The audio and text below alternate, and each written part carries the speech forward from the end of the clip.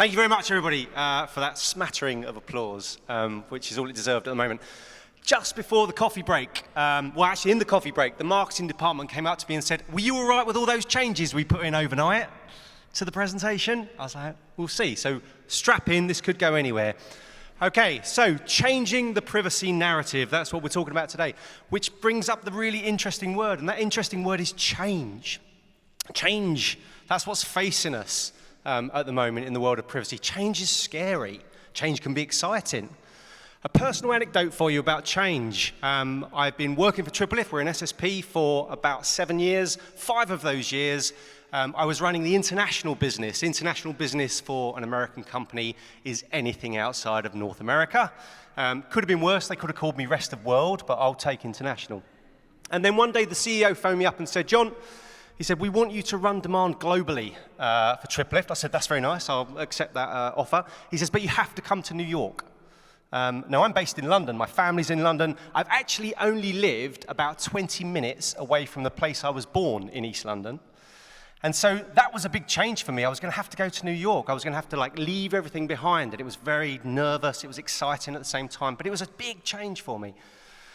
And I went through the visa process, everything was going fine, and I had my final appointment with the US Embassy on the 20th of March, 2020. Which is why I'm still here today, by the way. But that was a big change for me because I ended up running global demand from a sleepy town in Essex called Coggeshall, which is only famous for being the football team that Ollie Murs owns. So me and Ollie are like that now. And I ran global demand from Essex for 2 whole years. And then when everything started to open up again, when we got a New York office, I phoned up the CEO and I was like, do you want me over there now? And he's like, nah, you're all right. You stay where you are. You're fine. You can carry on doing that now. So our whole business has changed because of things that have happened outside of our control. And that's the thing which we've got to look at the moment. This is something which is happening more or less outside of all of our control. And change doesn't have to be scary. Change can be good.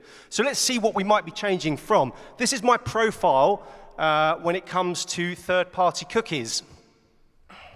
I'm a C-level executive, nearly, not quite. I'm more than 65 years old. Fabulous. Looking good, don't you think? I'm also between 25 and 34, 35 and 44, and 45 and 54 years old. So make your pick on which one you think I am. I support West Ham. East London boy, you'd think. I love to play golf. No. Come on. Yep. I have more than £2 million pounds in total assets. Oh, yes. As if. I also have between 50 to 74,999 pounds in total assets. Okay. I work for a company that simultaneously has less than 5 employees and more than 5,000 employees, and I'm a boat dealer. Who knew? I'm also a collector of coins, which is nice. My home is worth less than £100,000 and more than £1 million. This is a fact. And I own one of every single car and motorcycle available. Who knew? I'm also an affluent wife and mother of 3. Perfect. So this is what we're thinking about. We know that change is coming. The reality is I am John Stoneman, and I was the person that sang last year on the stage at ATS in the Velodrome. And do you know what? I wasn't very good. I've watched the video. I literally wasn't very good. So that's one change which is being implemented immediately. No singing today. However, we know third-party cookies are going away in 2023. Last year at ATS, this is what we told you as the result of a survey that we ran of media buyers. It was marketers last year. They said that there's a long way to go in privacy and identity solutions. Someone in the previous panel said we're inching forward towards that conclusion. We're still inching. 78% of UK marketers have not implemented any kind of solution. They said that ad tech is responsible for it. 2/3 of the respondents felt that it was ad tech, the industry associations, and publishers who are responsible for finding that solution. And 55% of respondents said that they planned to increase their focus on solutions. Only planned, they weren't gonna increase their focus, they were planning on doing it. So that's good to know.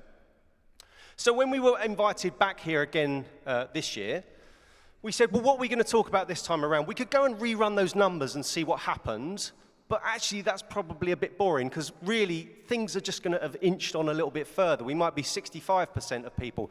So we said, all right, let's look at this slightly differently. We know that we need to change because third-party cookies are going away. So what actually needs to change? And we thought, well, what needs to change in the buyer journey? What is it about the buyer journey that's going to make things different? Because if we can understand the buyer journey, and if we can make it easy for the buyers to buy, then they're going to buy more stuff from us.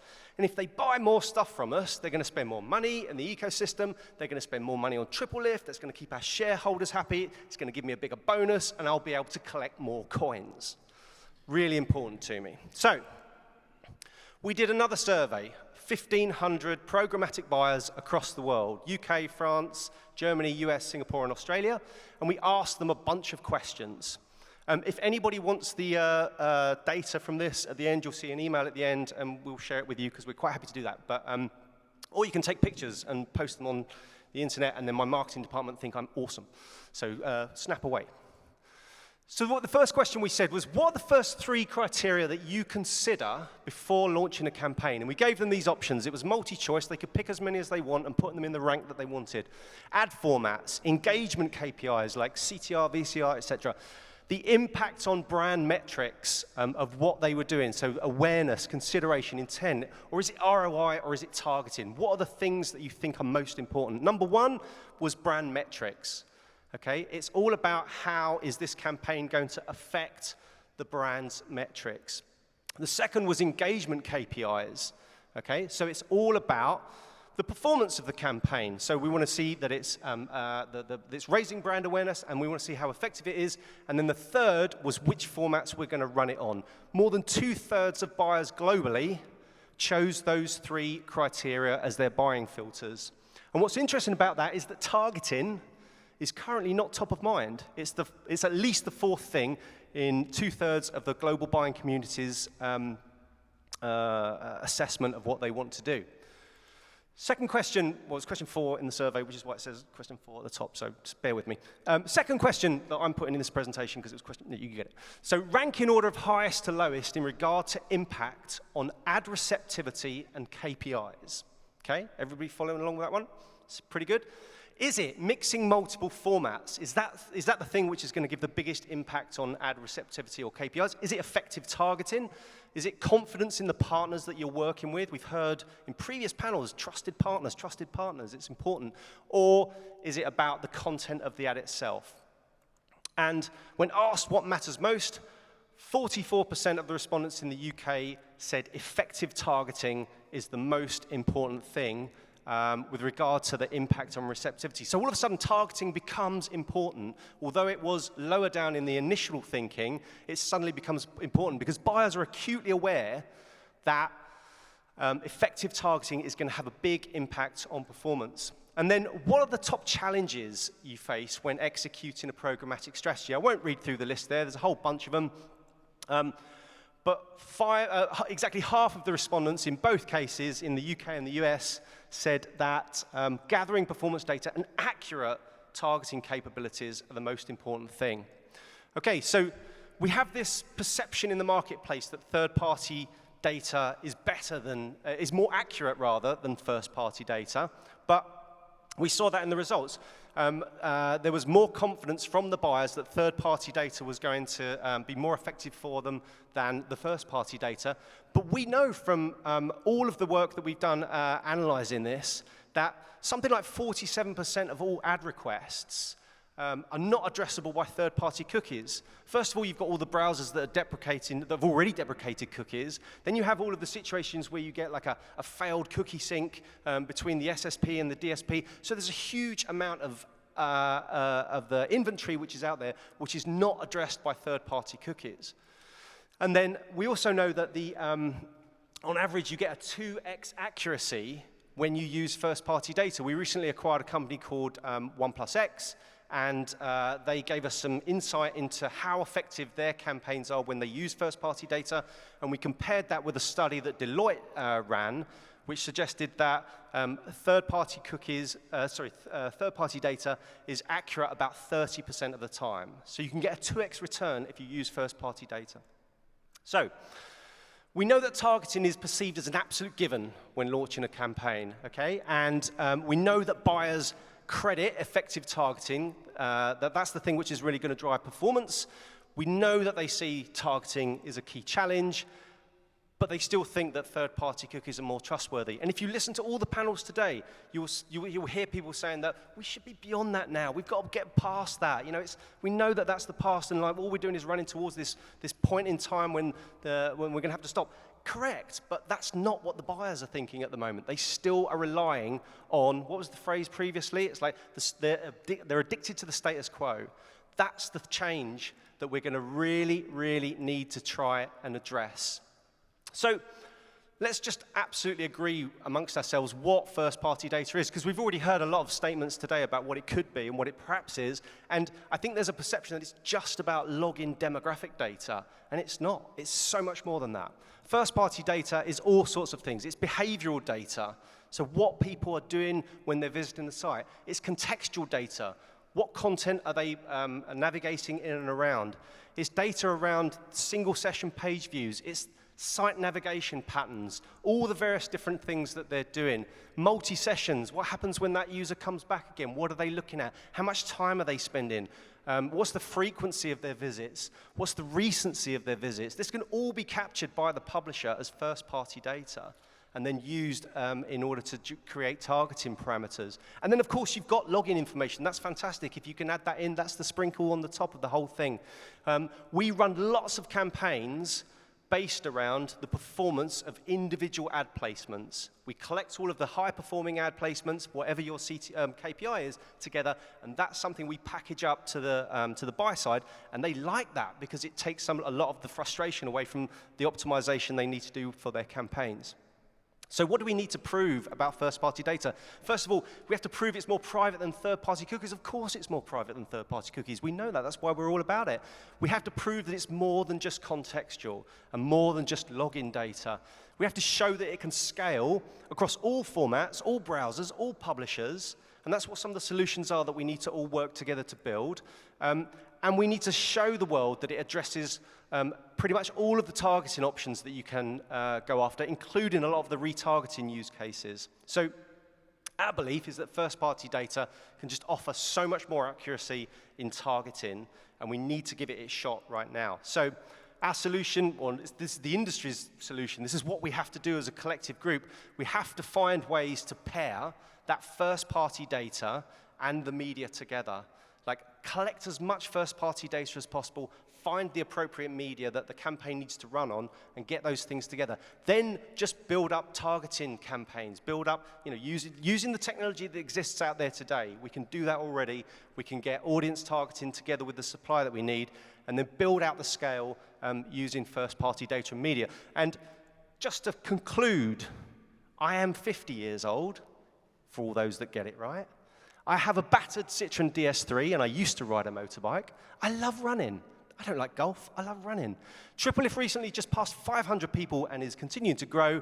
I am a father of 3, and I really don't like West Ham. Yay. Thank you very much for listening.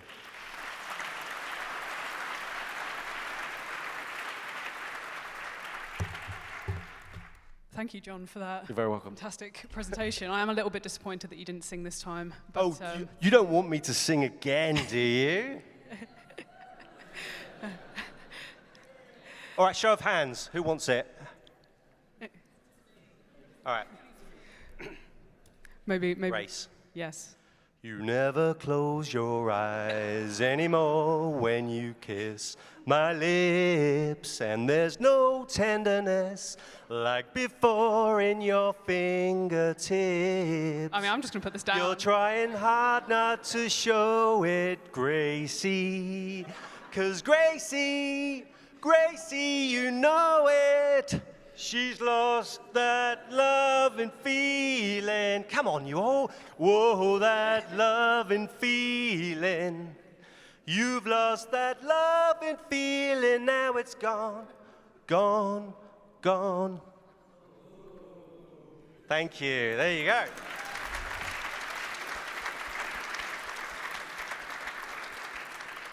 I regret leaving my tambourine under the seat. Are we done? I'd known. That was amazing. Thank you very much. But I'll turn the focus back to you and back to TripleLift and the presentation. So yeah, some really surprising findings about kind of the disparity between perceptions of first-party data versus third-party cookies and their accuracy. Why do you think that buyers have more confidence still in the accuracy of third-party cookies despite these findings? I think it's the million-dollar question, literally, that we need to find an answer to in terms of trying to progress the ecosystem and the way that things happen. I mean, it's a fact that people like to do the thing that they've done previously if they've seen that it's been successful. And if the metric of success is, previous campaigns or previous performance, then it takes a very brave person to stand up and say, actually, we should be doing something differently. There was a comment made last year where people, and the other side of that is a comment that came from last year where somebody said that why would we throw away all of the investment that we've made in third-party cookies right now? Why don't we wait until that point of absolute deprecation before we start to move to something else? Now, that is one way of looking at it, and it's a good way of continuing business as normal. But there is a time when you have to make that leap, and it has to come sooner rather than later. Yeah, definitely. And I mean, what effect do you think that kind of the uneasiness that buyers have towards, moving away from third-party cookies, what impact do you think that will have on the development of the post-cookie ecosystem? We've already heard, I mean, as you said in the presentation, that, so few have even started testing solutions yet. So how might that shape the post-ID ecosystem? Well, I think the thing which gave me the most confidence and comfort was actually the previous panel, where the statement was made that we need to put this into the hands of the publishers. This needs to be a supply-driven initiative, because I think that's absolutely the case. Nobody knows their own activity, their own data, the way that the audiences are interacting with their content than the publishers and the supply-side platforms that help to power the publishers. So it's about that part of the ecosystem coming up with packages or offerings which really resonate with the buyer side and help them to deliver on the brand metrics. If you go back to that first point in the questions, if we can prove that we're delivering on the brand metrics in a way which is as effective or even more effective than the status quo, then we should be in a good position to help to, over time, wean people away from this dependency on a legacy system. And speaking about weaning people off gradually, since that seems to be the only way to do it, it's not going to be a kind of sudden change overnight. What sort of role do you think that media or combining data with media will play in this? Well, I think, so I come from a publishing background. I used to work on local newspapers and content magazines, and I believe in the power of the press. I believe in media, and I want it to be successful. I was having a conversation in coffee break with a major UK publisher, and it was refreshing to hear how they are excited about the direction and destiny that they've got in front of them, and the opportunities that this change is putting in front of them. It's like I said at the start, change can be terrifying, it can be exciting, and I think you choose which emotion you actually want to face as you walk into it. So I think we all have to start to change our perception that this is going to be, the Chicken Little moment that Kieran mentioned, and actually say this is a huge opportunity for the industry. But let's go a little bit quicker, because it is true that we said a lot of these things. Well, it wasn't quite a year ago, but we said a lot of these things in the velodrome. What time are the cyclists going around here today? I believe it's at 6 o'clock. So okay, stick around, guys. Perfect.